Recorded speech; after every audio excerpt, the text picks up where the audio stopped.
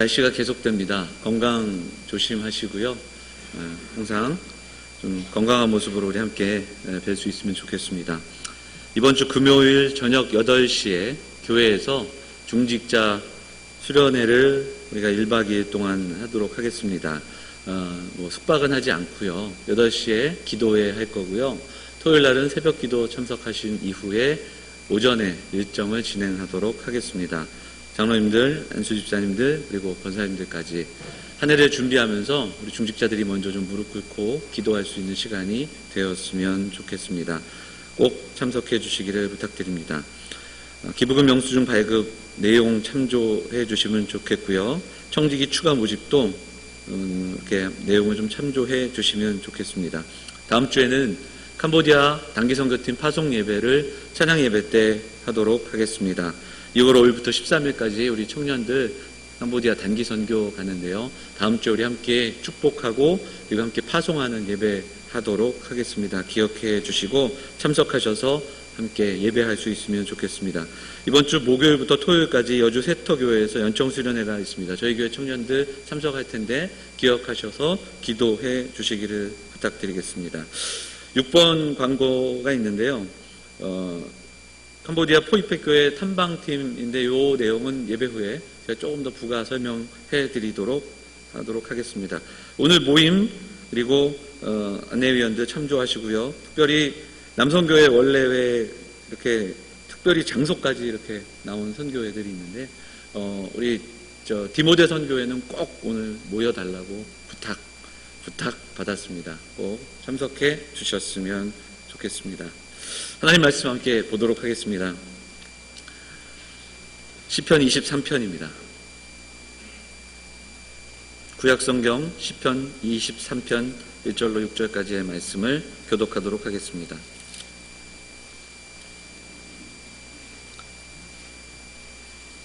구약성경 818면 시편 23편 1절로 6절까지의 말씀을 교독하도록 하겠습니다.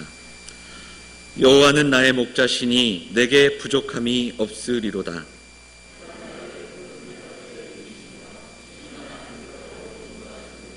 내 영혼을 소생시키시고 자기 이름을 위하여 의의 길로 인도하시는도다.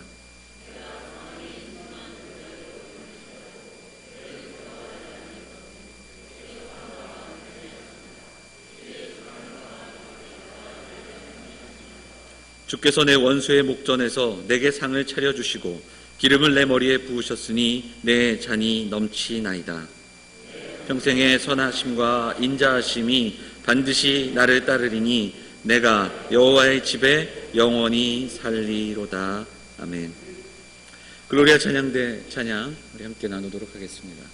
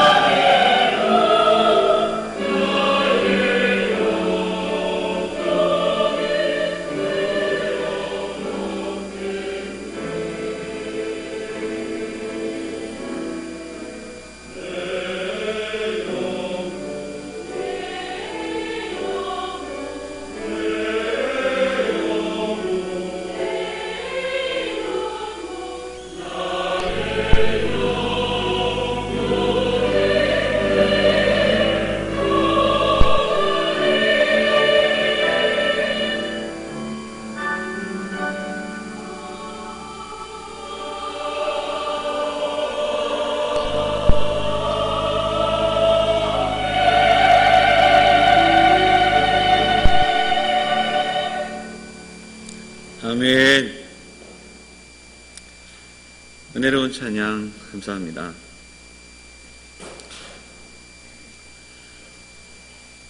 날씨가 정말 춥지요. 추워도 정말 춥습니다. 차마 말을 못하겠어요. 그렇죠? 네. 건강 조심하시고요. 추운 계절 잘 이겨내시기를 바랍니다. 날씨가 이렇게 추운 것은 봄이 온다는 신호이기도 합니다. 봄을 기대하면서 우리가 좀 추위를 잘 이겨낼 수 있으면 좋겠습니다. 건강하시고 추운 몇 주, 이제 한 며칠만 더 우리 고생하면 될 것 같은데요. 우리 서로 좀 몸의 열기를 함께 나누면서 좀 따뜻한 마음으로 그렇게 한 주 한 주를 좀 보낼 수 있으면 좋겠습니다. 우리 옆에 분들 인사하겠습니다. 한 주 동안 평안하십시오. 평안하셨습니까? 이렇게 인사할까요? 네. 네. 마음 같아서 그냥 이렇게 다 모여 앉아서 그냥 저도 내려가서 예배하고 싶은데 오늘 시편 23편 말씀 너무 우리 잘 아는 말씀인데요. 누구나 그렇겠지만 개인적으로도 너무 사모하고 또 말씀을 통해서 힘들고 어려울 때마다 위로받는 말씀이기에 이 말씀을 붙들고 몇 주 동안 우리가 좀 이 말씀을 묵상하는 시간을 가지고자 합니다. 오늘은 첫 번째 시간으로 짐을 버리고 떠나는 여행이라는 제목으로 하나님 말씀을 좀 나누도록 하겠습니다. 이사 온 지 제가 한 3주 되어 가는데요. 누구나 그렇겠지만 이사할 때 보니까 정말 쓸데없는 짐이 많더라고요. 쟁여두고 사는 거죠. 구석구석에 왜 이렇게 이렇게 많은지 버리고 또 버려도 또 짐이 많아요. 또 목회자들이 좀 책이 있다 보니까 이삿짐 센터에서 아침에 딱 오시더니 책방 열어보더니 인상을 팍 쓰시더라고요. 어쨌든 우리가 그렇게 가지고 있는 짐들이 많고 한 번씩 좀 정리하지 않으면 참 쌓아두는 그런 그 모습들이 누구에게나 있는 것 같습니다. 여행을 다니면 공항에서 보게 되는 가끔씩 보게 되는 풍경이 있어요. 어떤 건지 아시죠? 이게 무게가 제한이 있잖아요. 그러다 보니까 이곳저곳에서 짐 다시 풀러가지고 다시 챙기고 다시 쌓고 이런 풍경들, 광경을 우리가 좀 많이 보게 됩니다. 특히 이번에도 이제 단기 선교 우리 갈 텐데 김전영 목사님하고 선교팀도 짐 싸는 게 또 중요한 일이 될 겁니다. 수련회를 이렇게 가봐도 마찬가지예요. 청년 때 수련회 가면 형제들은 3박 4일 가도 짐이 없습니다. 심지어는 정말 아무것도 안 갖고 오는 형제들도 있습니다. 그런데 자매들은 이만한 짐에 드라이와 화장품 가방과 하여튼 그 안에 뭐가 들었는지 모르겠지만 어쨌든 수련회 3박 4일 가는데 그래도 이삿짐을 가지고 오는 자매들이 가끔씩 있는 것을 보게 되지요. 그렇게 우리가 짐을 많이 싸가지고 다닙니다. 한번 그런 생각을 해봤어요. 한번 생각해 보시죠. 어떤 사람이 조깅을 나가는데 처음에 간편한 복장으로 나가다가 갑자기 생각해 보니까 휴대폰을 놓고 간단 말이죠. 중요한 전화가 올 거야. 그래서 휴대폰을 챙깁니다. 날씨가 쌀쌀하니까 올 때 입을 만한 또 얇은 잠바를 또 하나 챙깁니다. 또 나가다가 갑자기 생각하니까 음악을 들으면서 뛰면 좀 어떨까 하는 생각에 이어폰을 또 챙깁니다. 또 이제 나가다가 다시 생각합니다. 올 때 음료수 한 잔 마시려면 카드라도 하나 갖고 나가야지. 이렇게 하나씩 챙기다 보니까 나중에는 뛸 때 불룩해지는 그런 모습을 한번 상상해 보세요. 우리 인생에서요, 수많은 짐들이 있는데 이제 필요한지 불필요한지는 나중에 알게 되는 경우가 굉장히 많다라는 겁니다. 그래서 조깅하려고 나갔던 사람 한 10분 정도 20분 달리다가 실렁실렁거리는 그 짐 때문에 뛰지 못하게 된다면 참 우스운 모습이지 않겠습니까? 당장 내일 그리고 지금 중요하지 않더라도 미래를 위해 또 꼭 가지고 있어야만 될 것 같아서 우리가 품고 가는 그리고 어쩔 수 없이 지고 가는 그런 짐들이 있습니다. 그러다가 그 짐 때문에 더 이상 나가지 못하고 쉬어야 하고 또 앉아야 하고 때로는 그것 때문에 주저앉아야 할 때가 있다라는 겁니다. 무게를 감당하지 못하는. 그래서 찬송가 가사처럼 무거운 짐을 나 홀로 지고 견디다 못해 어떻게 합니까? 쓰러집니다. 하나님이 주신 삶을 살아가고 있습니다. 저와 여러분이, 그리고 우리가 하나님 나라를 살아갈 때 우리는 이 짐을 줄이는 훈련이 필요한 것 같습니다. 가벼운 차림으로 나서는 훈련이 필요하다는 겁니다. 왜냐하면 저나 여러분이나 우리 모두가 우리가 지고 갈 수 있는 무게는 한계가 있기 때문입니다. 오늘 다윗의 고백, 우리가 많은 분들이 암송하고 있는 이 고백을 우리가 묵상하면서 우리가 함께 말씀 붙들고 우리의 짐을 좀 줄여가는 그런 훈련 앞으로 나아가는 시간이 될 수 있었으면 좋겠습니다. 말씀 기억하면서 우리가 몇 주 동안 예배에 대해 나누지 않았습니까? 어떻게 우리가 그럼 예배자로 살아갈 수 있을까? 이 질문이 각 사람에게 필요합니다. 또한 제가 여러분들에게 저 여러분이 좋은 신앙인이 되자 말씀드리지 않았습니까? 그러면 우린 또 한 걸음 더 나가야 됩니다. 어떻게 하면 우리가 좋은 신앙인이 될 수 있을까? 이것이 끊임없이 예배 앞으로 나오는, 말씀 앞으로 서는 우리 스스로를 향한 질문, 말씀을 향한 질문이 되어야 할 줄 믿습니다. 다시 한번 어떻게 예배자로 어떻게 좋은 신앙인이 될 수 있을까를 이 말씀을 통해서 우리가 좀 생각할 수 있는 시간이 되기를 원합니다. 시편은 다윗이 참 많은 시를 썼고 그 외에 솔로몬과 모세의 시편도 있는 것을 보게 되는데, 이 시편 23편은 다윗의 시로 알려져 있고요. 중요한 것은 이것이 언제 쓰여졌는지는 정확하지 않다라는 겁니다. 많은 학자들이 언제 쓰여졌을까를 연구하면서 같이 공통적으로 이야기하는 것은 다윗의 삶 자체가 평안한 날이 많지 않았기에 힘들고 어려운 가운데서 쓰여졌던 시일 것이다. 젊을 때 쓰여졌을까? 나이가 많이 들어서 쓰여졌을까? 이 문제를 놓고도 설왕설래하지만 결국은 나이가 좀 더 들어서 노년에 쓰여진 시가 아니겠는가, 이렇게 우리가 많이들 해석을 합니다. 그렇다면 힘들고 어려울 때 쓰여졌던 시라면, 그리고 또 이후에 노년에 쓰여진 시라면 참 이 시가 우리에게 주는 바는 더 귀한 묵상이 될 겁니다. 힘들고 어렵고, 다윗의 삶을 돌아보면 다윗은 계속적으로 힘들었습니다. 기름 부음 받고서도, 그리고 왕이 되고서도, 이후에 왕이 돼서 평탄한 삶을 살아갈 것 같음에도 불구하고 그의 주변에, 그리고 그의 자녀들로 인해서 끊임없는 힘듦과 아픔의 시절을 보냈던 것을 우리가 알게 됩니다. 그리고 그 모든 상황들 속에서 고백되어지는 이 고백은 이제 우리가 오늘 살펴볼 1절의 말씀으로 연결이 됩니다. 여호와는 나의 목자시니. 이 한 구절만으로도 우리에게 주시는 바, 놀라운 선포와 고백이 담겨 있는 줄 믿습니다. 다윗이 오늘 이야기하는 이 목자라는 단어는 하나님에 대한 자신의 분명한 신앙 고백을 하고 있는 겁니다. 목자는 이스라엘 사회에서 복합적인 의미를 지니고 있었습니다. 우리가 잘 아는 목자, 목자의 중요한 역할은 뭘까요? 양을 보호하는 보호자의 역할이고요. 또 인도하는 가이드의 역할을 하고 있었습니다. 맹수로부터도 보호하고 풀밭으로 이끄는 거죠. 그리고 안전한 곳으로 이동시키는 역할을 했습니다. 이 목축적인 문화 배경을 넘어서 이 목자는 이스라엘 배경 속에서는 지도자라는 의미가 담겨져 있습니다. 그리고 더 나아가서는 왕에 쓰여졌던 칭호, 왕에게 적용되었던 용어이기도 하다라는 거죠. 그래서 이 고백 속에서는 단순히 들에서 양을 치는 목자에만 제한된 것이 아니라 하나님을 향한 신뢰, 그리고 하나님을 향한 고백이 담겨져 있습니다. 여호와 하나님이 내 인생의 필요를 채우시고 좋은 길로 인도하시고 나를 지키시는 나의 왕이십니다라는 고백까지도 나아가고 있다라는 내용입니다. 23편에 나오는 푸른 초장, 쉴만한 물가로 인해 오늘 시인이 기뻐하고 있는 것이 아닙니다.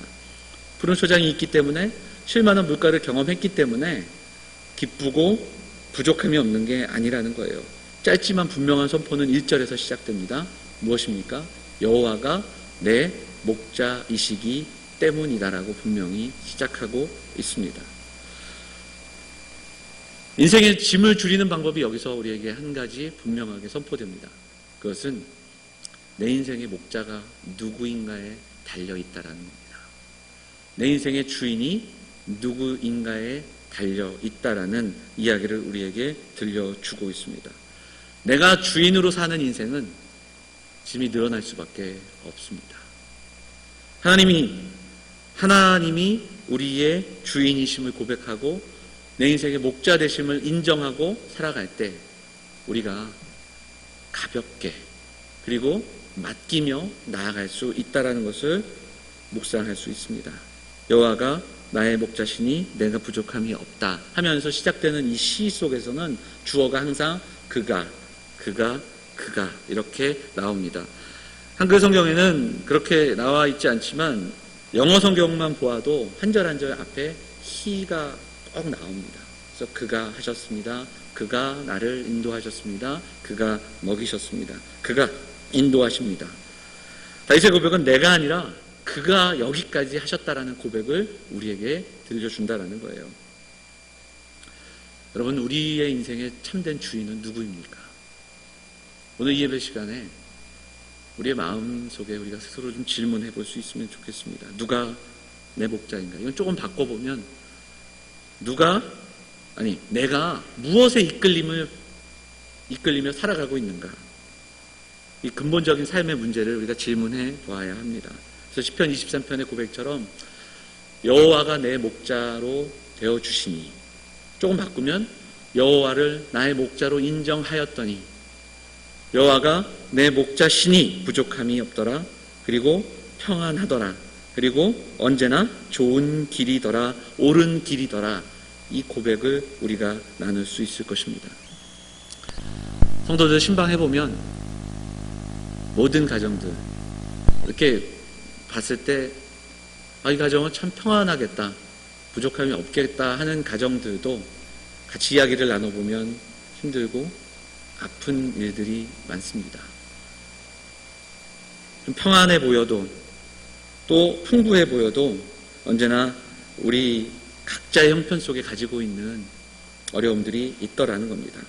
물론 정도의 차이는 있을지라도 누구에게나 갖고 있는 어려움과 또 기도 제목들이 있는 것을 보게 됩니다.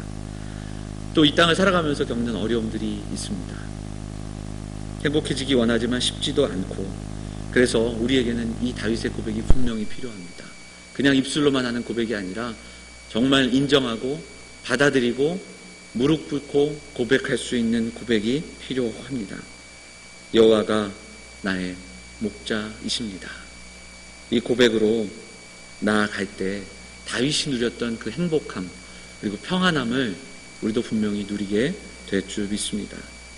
오늘 말씀 우리가 다시 한번 붙잡고 묵상하고 고백하면서 우리의 삶 가운데 다윗의 고백이 나의 고백이 되고 다윗의 평안함이 저와 여러분의 평안함이 되는 은혜가 충만하시기를 주님의 이름으로 축원을 드립니다.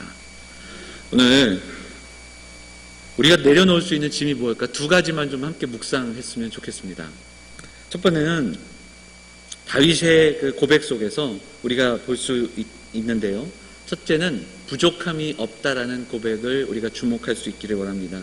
우리가 갈망과 갈급함과 또 더 채워지고자 하는 욕망을 내려놓을 수 있다, 이렇게 해석해 볼 수 있겠습니다. 가지려는 것, 소유하고픈 것, 끝없이 채워지지 않는 삶이 우리의 노력이 아니라 다른 것으로 채워지는 놀라운 은혜를 경험하는 삶입니다. 이 말씀은 현상적으로 우리의 삶이 채워지는 게 아니에요. 배가 고픈데 빵이 생기는 게 아니고 지갑이 비웠는데 이 지갑이 채워지는 게 아닙니다. 부족함이 근원적으로 만족함으로 바뀌는 은혜입니다. 부족함이 아니라 만족함으로 바뀌는 은혜. 여러분, 도둑질을 안 하려면 어떻게 해야 될까요? 도박하는 사람이 도박을 안 하려면 어떻게 해야 될까요? 손을 자른다고 하잖아요, 심지어는. 근데 그 만화, 웹툰들 보면요, 그런 장면이 나와요. 손을 잘랐어요. 근데 그 다음에 뭘로 해요? 발로 하는 장면이 나옵니다. 발로. 도둑질을 안 하려면, 그리고 도박을 하지 않으려면 근본적으로 지금 내 삶에 만족함이 있어야 됩니다. 참아낼 줄 알아야 합니다. 이것으로도 만족하며 살아갈 수 있어야 한다라는 겁니다. 그런데 결국 부족함이라는 건 끝이 없는 거예요. 그러니까 전에도 말씀드렸지만 광야에서 볼 수 있는 현상이 끊임없이 영어로 표현하자면 니드를 추구하는 겁니다. 원트를 추구하는 거예요. 원트.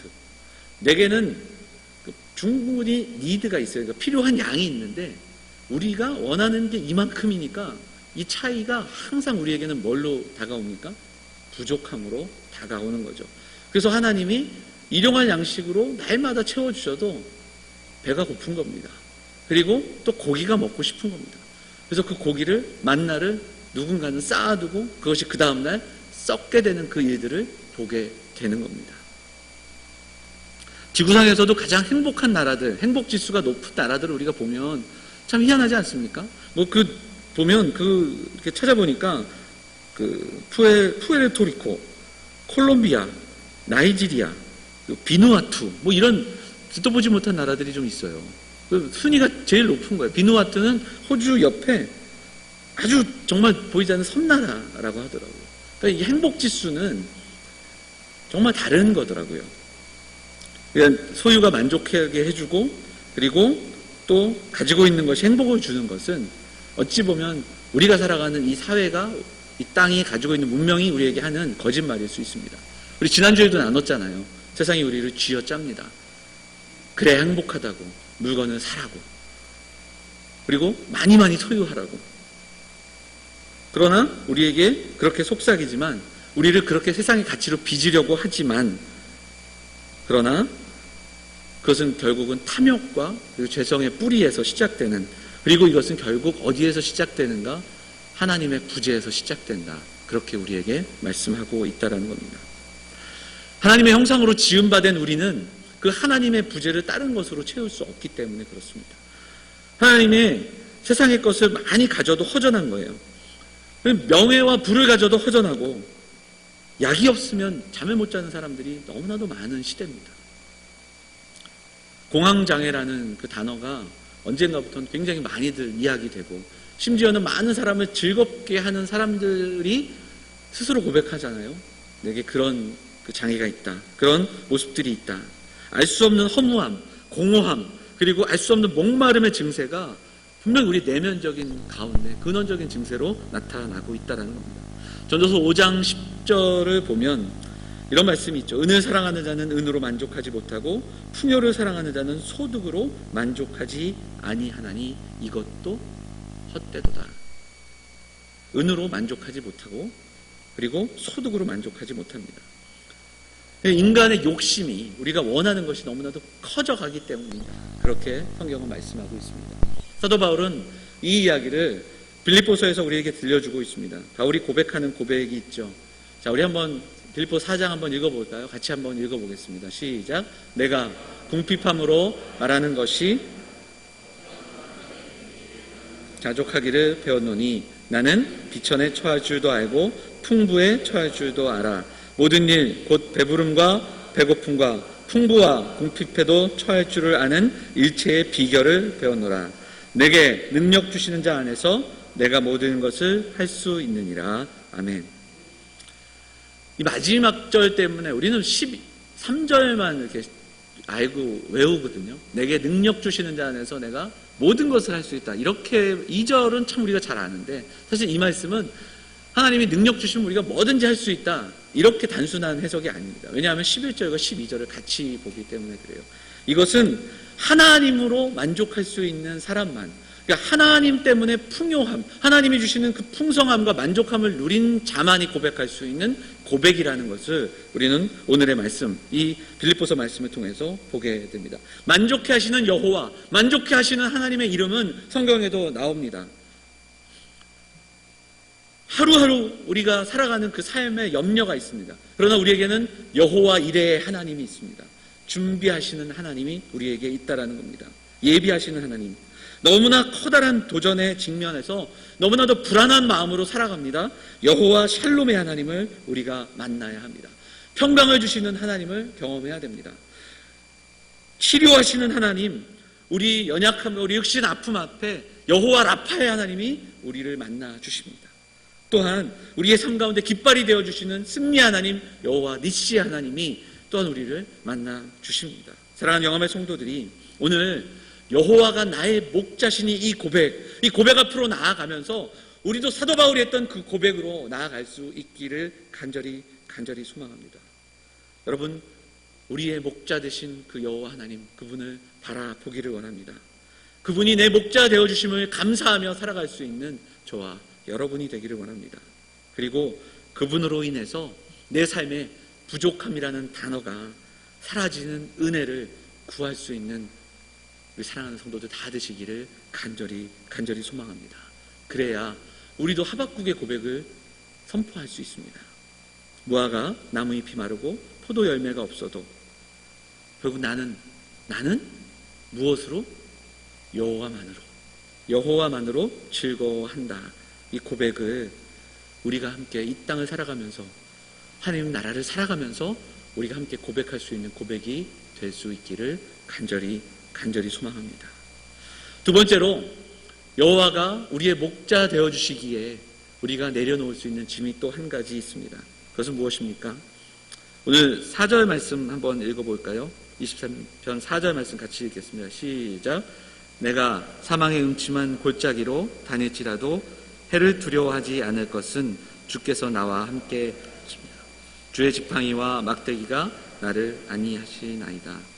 아멘. 여기서 우리는 두렵지 않다라는 시인의 고백을 우리가 보게 됩니다. 어디에서요? 사망의 음침한 골짜기입니다. 인생을 살아가면서 두려움과 걱정은 우리에게 누구에게나 있는 단어입니다. 이 걱정이라는 단어를 찾아보니까 어원이 마음이 나뉘어진다라는 뜻이 있습니다. 마음이 나뉘어지는 거예요. 그러니까 걱정의 특징 가운데 하나가 뭐냐? 오늘과 내일을 나눠놓는 겁니다. 오늘을 살면서 우리는 언제를 걱정해요? 내일을 걱정하는 겁니다. 오늘을 살면서 내년을 걱정하는 거예요. 지금 살지만, 그러면 이것이 어떻게 되냐면 오늘을 모든 마음으로 살지 않고 지금 절반의 마음으로 살아가게끔 한답니다. 이게 걱정이 우리에게 주는, 근심과 두려움이 주는 가장 큰 그런 모습이라고 합니다. 지금을 살아가는데, 오늘을 살아가는데 반 마음만 가지고 살아가는 거예요. 그리고 반은 어디 있어요? 내일 가 있다라는 거예요. 소모적인 습관이다, 이렇게도 이야기하지요. 마태복음에 보면 예수님께서 너희 중에 누가 염려함으로 그 키를 더할 수 있겠느냐, 그런 말씀도 묻지 않습니까? 근심과 걱정, 두려움, 그것으로 문제를 해결할 수 없다라는 말씀입니다. 어떻게 두렵지 않을 수 있는가? 여호와가 우리의 목자 되심을 기억하며 그 목자에게 우리의 삶을 내어 맡기고 목자의 음성을 들으며 나아가는 겁니다. 2절, 3절에서 반복되는 말씀이 인도하시는 도다, 하나님이 함께 하시는 도다, 하나님이 앞서 가시는 도다, 이 이야기들이 이 시편에는 반복되고 있습니다. 그냥 우리를 내어 보내시는 게 아니라, 그냥 지켜보시는 게 아니라 앞서 가시고 함께 하신다라고 오늘 말씀은 우리에게 약속하고 계십니다. 목자처럼 덤불을 먼저 헤쳐주십니다. 그리고 길을 잡아줍니다. 새 길을 여시면서 먼저 가서 옥토를 만드시고 또 쉴만한 물가를 찾고 계시는 그 목자의 모습을 시편 23편은 우리에게 그려주고 있다라는 겁니다. 히브리서 4장에 보면 때를 따라 돕는 은혜를 얻기 위해 은혜의 보좌 앞으로 우리가 담대히 나아갈 것이다, 이렇게 이야기하는데, 여기서 때를 따라는 어떻게 우리가 이해하면 되냐면 하나님 보시기에 가장 좋은 때에, 그러니까 하나님이 가장 적합한 때에 우리를 인도하신다라는 표현을 우리에게 들려주고 있다라는 겁니다. 하나님이 가장 적합한 하나님의 때에 우리를 인도하고 계시다. 마태복음 6장에 보면 그러므로 내일 일을 위하여, 우리 함께 읽어볼까요? 같이 읽겠습니다. 시작. 그러므로 내일 일을 위하여 염려하지 말라. 내일 일은 내일이 염려할 것이요 한날의 괴로움은 그날로 족하니라. 근데 여기서 보세요. 내일 일은 누가 염려해요? 내일이 염려하는 거예요. 그러니까 오늘 내 마음이 내일까지 갈 필요가 없는 겁니다. 오늘을 온전한 마음으로 살아갈 수 있어야 한다는 거예요. 이걸 좀 더 바꿔보니까 이렇게 번역하고 있습니다. 오늘 주신 힘은 그 힘을 가지고 오늘의 문제에 전력하라. 내일 벌어질 문제는 내일 씨름할 수 있다. 오늘의 힘은 오늘을 위해 써야 한다. 이렇게 번역을 하고 있다라는 겁니다. 가만히 생각해 보세요. 여러분 왜 걱정하고 있을까요? 오늘 먹을 것 때문에 걱정하는 사람 별로 없어요. 내일 먹을 걸로 걱정합니다. 아니, 내년 먹을 거, 우리의 자녀들이 먹을 것 때문에 걱정하는 사람들이 더 많다라는 겁니다. 내일, 내년의 일, 앞으로 이루어야 할 많은 일들, 어려움을 놓고 안타까워하는 우리의 모습들. 우리에게는 계획하고 준비하는 삶이 필요합니다. 그럼에도 불구하고 하나님의 사람들은 오늘을 우리에게 주신 선물로 삼아 날마다 한 걸음씩 한 걸음씩, 그리고 그 길을 인도하시는 하나님의 인도하심을 믿고 나아가는 그 발걸음이 있어야 할 줄 믿습니다. 내 가는 길 다 알지 못하나 한 걸음씩 늘 인도하옵소서. 그 찬양의 고백이 우리 사랑하는 영암의 성도들의 고백이 될 수 있기를 간절히 소망합니다. 한 걸음씩 때를 따라 가장 하나님 보시기에 좋은 때에 우리를 가장 좋은 길로 인도하시는 하나님 신뢰하고 믿고 바라보며 우리의 삶을 내어 맡기고 그 하나님을 붙들고 나아갈 수 있는 우리 사랑하는 성도들 다 되시기를 주님의 이름으로 축원을 드립니다. 오늘 본문은 다윗은 부족함이 없다라고 이야기합니다. 두려움이 없다라고 이야기합니다. 그리고 내 잔이 넘친다고 이야기합니다. 그러나 말씀 서두에 이야기했듯이 다윗의 삶은 이렇게 풍요롭고 또 걱정이 없던 때가 없었습니다. 항상 쫓기고 죽음 앞에 놓여져 있고 심지어는 이후에 왕이 된 이후에 아들에게 쫓겨 목숨을 위협받는 그런 삶을 살아갔던 것을 분명히 우리는 기억하고 있습니다. 그럼에도 불구하고 그가 고백하는 이 고백은 무엇입니까? 바로 여호와가 오늘도 나의 목자가 되어 주신다라는 고백에서부터 시작되는 그러한 고백입니다. 목동에서 또 왕이 된 그 다윗이지만 이렇게 고백하고 있는 게 아니에요. 왕이 됐기 때문에 평안합니다. 내가 출세를 했으니 아쉽지 않습니다. 내가 부자가 되니까 이제 부족함이 없습니다. 떵떵거리고 왕이 돼서 권세를 가지고 있으니까 내가 근심이 없습니다. 이 고백 우리에게 들려주지 않습니다. 힘들고 어렵고 오늘을 이렇게 살아가지만 여호와가 나의 목자가 되어주시니 내가 부족함이 없습니다. 내가 근심하지 않습니다. 이렇게 고백하는 진실한 인생의 고백을 우리에게 들려주고 있다라는 겁니다. 여호와 하나님으로 인해 만족하는 것, 하나님의 사람들이, 하나님의 백성들이, 우리가 구원받은 하나님의 백성들이라면 우리도 이 고백을 날마다 선포하며 이 노래 부르며 살아가야 할 줄 믿습니다. 우리의 삶 속에 이 노래가 있습니까? 우리의 삶 속에 이 고백이 있습니까? 이 시간 한번 우리의 삶을 좀 돌아볼 수 있기를 원합니다. 우리는 하나님을 만나기까지 결코 우리의 영혼에 만족함은 없습니다. 하나님의 은혜가 우리 삶에 임해야 우리 삶에 하나님의 형상이 회복됩니다. 그리고 구원의 은혜를 경험하고 그리고 그 구원의 하나님을 따라 그 목자 되신 하나님을 따라 살아갈 수 있다라는 사실입니다. 오늘도 너무 많은 짐 때문에 힘들고 지쳐서 이 자리에 나오신 성도들이 있습니까? 오늘 이 말씀 붙들고 내려놓을 수 있는 시간 되시기를 간절히 소망합니다. 우리가 이 자리에까지 설 수 있는 것, 지금까지 예배할 수 있는 것조차 하나님의 은혜임을 고백하면서 그 은혜, 측량할 수 없는 너무너무 놀라운 그 은혜 앞에 한 걸음 더 나아갈 수 있는 우리 사랑하는 영암의 성도들 다 되시기를 간절히 소망합니다.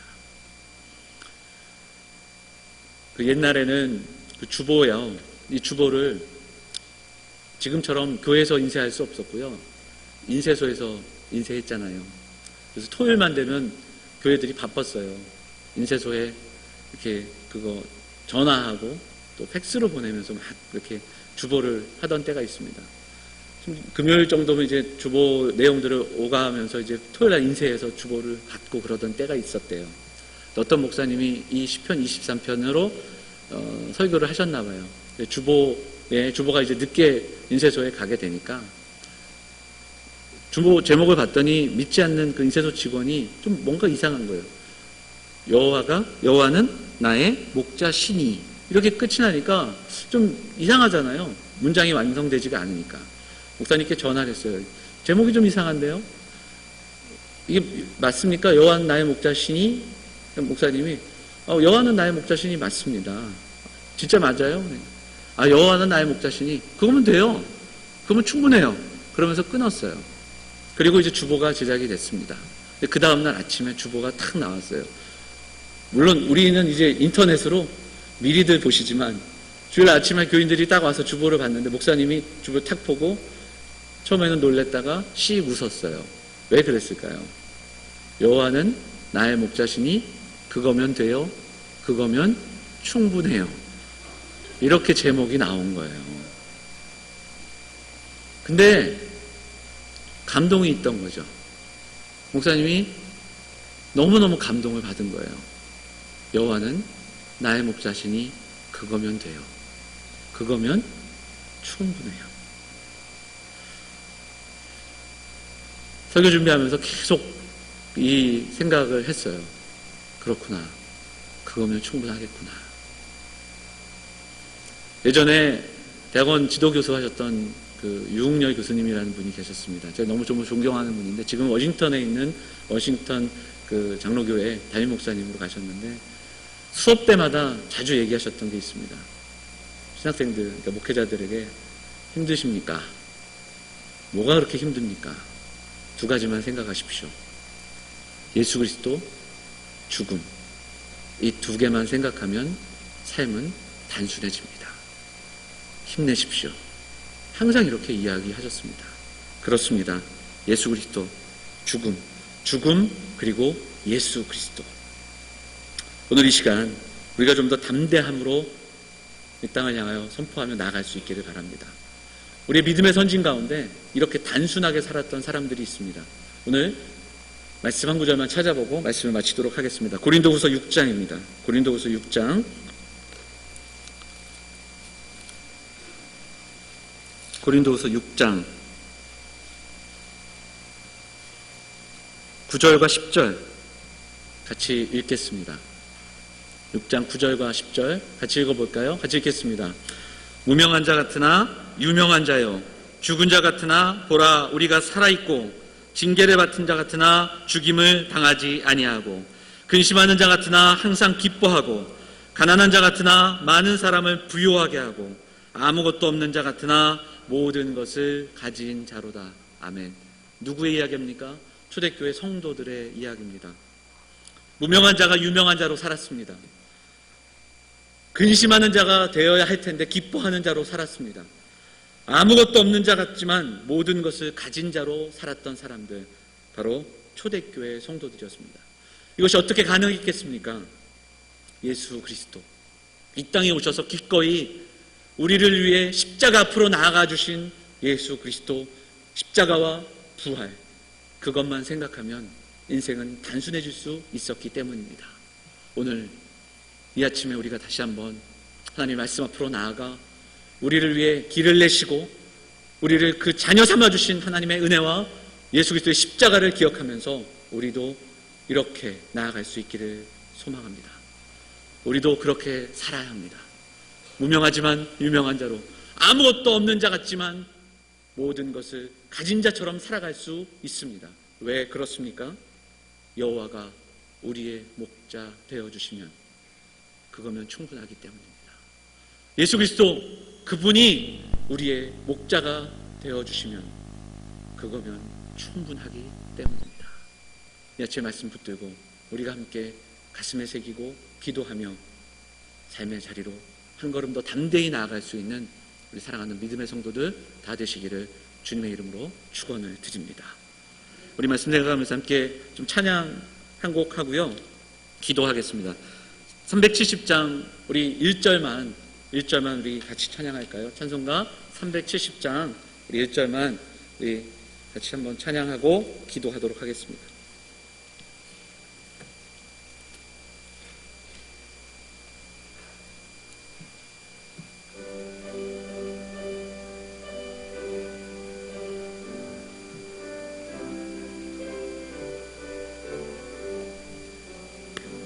주 안에 있는 나에게 딴 근심이 있으랴.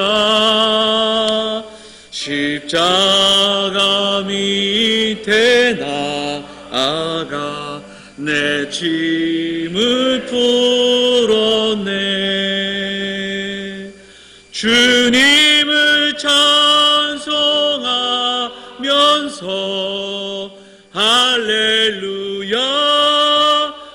할렐루야. 내 앞길 멀고 험해도 나 주님만 따라가리. 주님을 찬송하면서, 주님을 찬송하면서 할렐루야 할렐루야. 내 앞길 멀고 험해도 나 주님만 따라가리. 우리 함께 기도하겠습니다. 우리의 인생의 목자가 되어주신 하나님 감사합니다. 하나님 은혜에 만족하며 살아가는 인생 되게 해 주십시오. 날마다 목자의 음성을 들으며 담대함으로 나아가는 우리가 되게 해 주십시오. 우리의 가정 되게 해 주십시오. 우리 같이 잠시 동안 마음 모아 기도하도록 하겠습니다. 같이 기도하겠습니다. 하나님 아버지, 하나님 우리의 목자가 되어 주셔서 감사합니다. 성도들의 삶 속에 하나님이 목자 되어 주시니 하나님 그거면 충분합니다. 이 고백이 오늘 우리의 고백 되어질 수 있도록 인도하여 주옵소서.